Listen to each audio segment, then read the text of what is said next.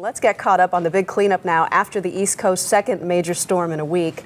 Yesterday's storm was big enough to set all-time snow records in several cities.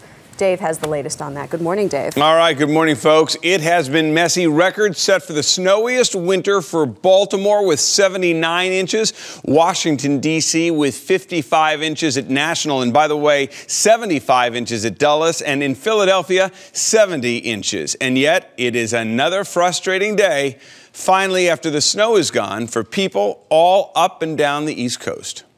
The second massive snowstorm to hit in a week left the East Coast paralyzed, and those hoping to travel the Northeast Corridor didn't get very far. Some airports remained open Wednesday, even though most flights had been canceled, and those cancellations were felt by travelers all across the country. I will go pretty much anywhere in the tri-state area, trying to get to Philadelphia International, LaGuardia, Newark, JFK, any place. It doesn't really matter to me. I just want to get out there. All aboard, please. Some detoured air travelers headed for the trains, only to find delays and frustrations as Amtrak cut back service between Boston and Washington. On New York's Long Island, the commuter railroad fired up flaming switch heaters overnight to try and keep the rails clear of ice.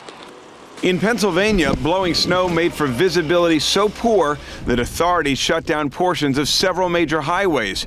Among the worst crashes reported were two pileups in western Pennsylvania involving 25 vehicles that left one man dead and more than a dozen injured. Utility crews worked around the clock trying to restore power to tens of thousands of customers, some who've been without electricity since last weekend's blizzard. I mean, we're used to 3-inch, 6-inch storms, maybe one of these a year, but this is the third one in this season, and possibly another one coming up. Now, this is crazy.